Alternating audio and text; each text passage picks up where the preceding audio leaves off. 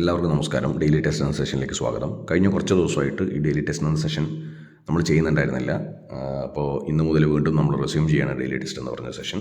10 ചോദ്യങ്ങളാണ് ഉണ്ടാവുക. നിങ്ങൾക്ക് ഒരു സെൽഫ് ഇവാലുവേഷൻ ടെസ്റ്റായിട്ട് നിങ്ങളെ തന്നെ അസസ് ചെയ്യാൻ പറ്റുന്ന ഒരു ടെസ്റ്റാണിത്.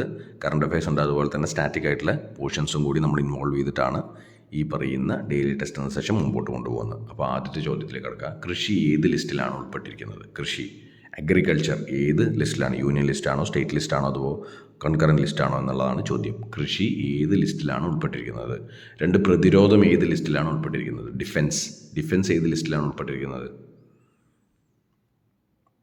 അതും നിങ്ങൾ ഒന്ന് റീകളക്ട് ചെയ്യാൻ ശ്രമിച്ചു നോക്കിയ. കാരണം നമുക്ക് union list, state list, concurrent list എന്നിങ്ങനെ 3 ലിസ്റ്റ് ഉണ്ട്. അതിൽ ഏറ്റവും പ്രധാനപ്പെട്ട കാര്യങ്ങൾ യൂണിയൻ ലിസ്റ്റ് എന്ന് പറയുന്നത് സെൻട്രൽ ഗവൺമെൻറ്റിന് മാത്രം ആ വിഷയങ്ങളെക്കുറിച്ച് തീരുമാനമെടുക്കാൻ പറ്റുന്ന, തീരുമാനമല്ല, ഈ പറയുന്ന ലെജിസ്ലേഷൻ, നിയമങ്ങൾ ഉണ്ടാക്കാൻ പറ്റുന്നതാണ്. സ്റ്റേറ്റ് ലിസ്റ്റ് എന്ന് പറയുന്നത് സ്റ്റേറ്റുകൾക്ക്, അതാത് സംസ്ഥാനങ്ങൾക്ക് ആ വിഷയങ്ങളിൽ നിയമം ഉണ്ടാക്കാൻ പറ്റും. കൺകറൻറ്റ് എന്ന് പറയുന്നത് സ്റ്റേറ്റിനും അതുപോലെ തന്നെ സെൻട്രൽ ഗവൺമെൻറ്റിനും ഒരുപോലെ അധികാരമുള്ള വിഷയങ്ങളാണ്.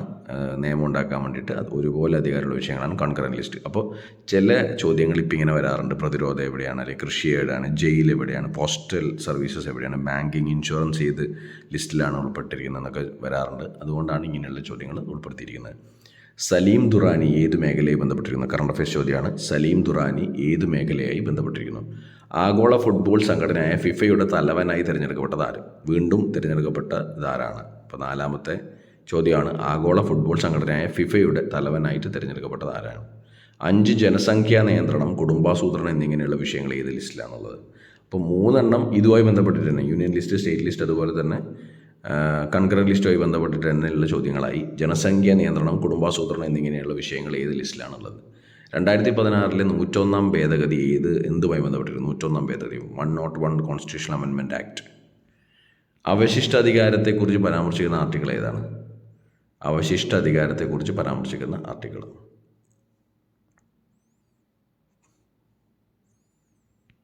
അവശിഷ്ടാധികാരം എന്ന് പറയുന്നത് റെസിഡ്വറി പവേഴ്സാണ്. ഈ 3 list, union list, state list, concurrent list, അങ്ങനെ ഇല്ലാത്ത ഈ 3 ഇല്ലാത്ത ഇതിൽ ഉൾപ്പെടാത്ത മറ്റ് വിഷയങ്ങളെ എന്ത് പറയുന്നു? റെസിഡ്വറി ആയിട്ടുള്ള എന്താ പറയുക, പവേഴ്സ് എന്നാണ് പറയുക. കാരണം അതിൻ്റെ മുകളിൽ ഈ പറയുന്ന ഇതിലൊന്നും ഉൾപ്പെടാത്ത വിഷയങ്ങളെ നമ്മൾ എന്ത് പറയും? അതിൽ തീരുമാനം ഉണ്ടാക്കാൻ വേണ്ടിയിട്ട് എന്താ പറയുക, ഉള്ള പവറാണ് റെസിഡ്വറി പവർ. അപ്പോൾ ഈ അവശിഷ്ട അധികാരം എന്ന് പറയുന്നത് ഈ പറയുന്ന ഇതിലൊന്നും ഉൾപ്പെടാത്ത വിഷയങ്ങളെക്കുറിച്ച് തീരുമാനം എടുക്കാനുള്ള അധികാരമാണ്. ഈ അധികാരം പരാമർശിക്കുന്ന ആർട്ടിക്കിൾ ഏതാണെന്നാണ് ചോദിച്ചിരിക്കുന്നത്.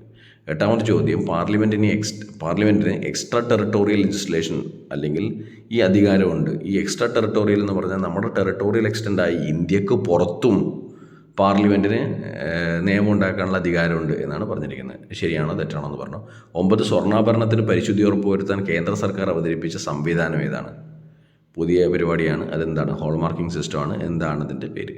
10 GST കൗൺസിൽ നിലവിലെ ചെയർപേഴ്സണാണ്. GST കൗൺസിലിൻ്റെ നിലവിലെ ചെയർപേഴ്സൺ ആരാണ്? ഇത്രയാണ് ചോദ്യങ്ങൾ. ഇനി നമ്മൾ ഉത്തരത്തിലേക്ക് പോകാം.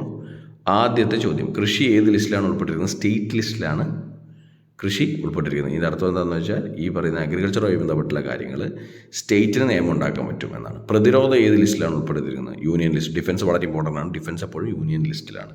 സലീം ദുറാനി ഏത് മേഖലയായി ബന്ധപ്പെട്ടിരിക്കുന്നത്? ക്രിക്കറ്റ്. അർജുന അവാർഡ് ജേതാവൊക്കെയാണ്, ഇതിനിടെ അന്തരിച്ച ആളാണ്. അതുകൊണ്ട് തന്നെ വളരെ ഇമ്പോർട്ടൻ്റ് ആയിട്ടുള്ള ഒരു കറണ്ട് അഫയേഴ്സ് ആണ്. സലീം ദുറാനി ക്രിക്കറ്റുമായി ബന്ധപ്പെട്ടിരിക്കുന്നത്. ആഗോള ഫുട്ബോൾ സംഘടനയായ ഫിഫയുടെ തലവനായി വീണ്ടും തിരഞ്ഞെടുക്കപ്പെട്ടത് ജിയാനി ഇൻഫാന്റിനോ ആണ്. ആഗോള ഫുട്ബോൾ സംഘടനയായ ഫിഫയുടെ തലവനായിട്ട് വീണ്ടും തിരഞ്ഞെടുക്കപ്പെട്ടിരിക്കുന്നത്. ജനസംഖ്യാ നിയന്ത്രണം, കുടുംബാസൂത്രണം എന്നിങ്ങനെയുള്ള വിഷയങ്ങൾ കോൺകറൻറ്റ് ലിസ്റ്റിലാണ്. കോൺകറൻറ്റ് ലിസ്റ്റ് എന്ന് പറയുന്നത് ഈ പറഞ്ഞ സ്റ്റേറ്റിനും അതുപോലെ തന്നെ സെൻട്രലിനും ഒരുപോലെ ആ വിഷയങ്ങളിൽ നിയമം ഉണ്ടാക്കാൻ സാധിക്കുന്നതാണ്. അപ്പോൾ ജനസംഖ്യാ നിയന്ത്രണവും കുടുംബാസൂത്രണം എവിടെയാണ്? കോൺകറൻറ്റ് ലിസ്റ്റിലാണ്. 2016 101 ഭേദഗതി എന്തുമായി ബന്ധപ്പെട്ടിരിക്കുന്നു?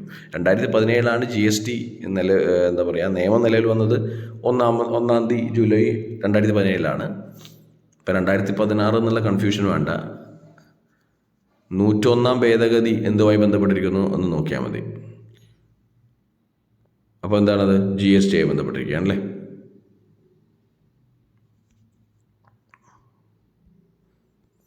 അടുത്തത്. അവശിഷ്ട അധികാരത്തെക്കുറിച്ച് പരാമർശിക്കുന്ന ആർട്ടിക്കിൾ ഏതാണ്?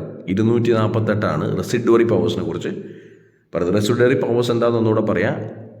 ഈ പറയുന്ന 3 list, concurrent list, union list, state list, ഇതിൽ ഉൾപ്പെടാത്ത ഏതെങ്കിലും വിഷയങ്ങളുണ്ടെങ്കിൽ ആ വിഷയങ്ങളെക്കുറിച്ച് അല്ലെങ്കിൽ അതുമായി ബന്ധപ്പെട്ട നിയമങ്ങൾ ഉണ്ടാക്കാൻ പറ്റുന്ന പവർ, അധികാരമാണ് റെസിഡറി പവർ. അത് 248 ആർട്ടിക്കിളിലാണ് പറഞ്ഞിരിക്കുന്നത്. പാർലമെൻറ്റിന് എക്സ്ട്രാ ടെറിട്ടോറിയൽ ലെജിസ്ലേഷൻ ഉണ്ട് എന്ന് പറയുന്നത് ശരിയാണ്. കാരണം ഇന്ത്യൻ പൗരന്മാരെ കുറിച്ച് ഇന്ത്യക്ക് പുറത്തും എന്താണ് നിയമങ്ങൾ ഉണ്ടാക്കാനുള്ള അധികാരം പാർലമെൻറ്റിനുണ്ട്. എക്സ്ട്രാ ടെറിട്ടോറിയൽ ലെജിസ്ലേഷൻ എന്നാണ് അതിന് പറയുക.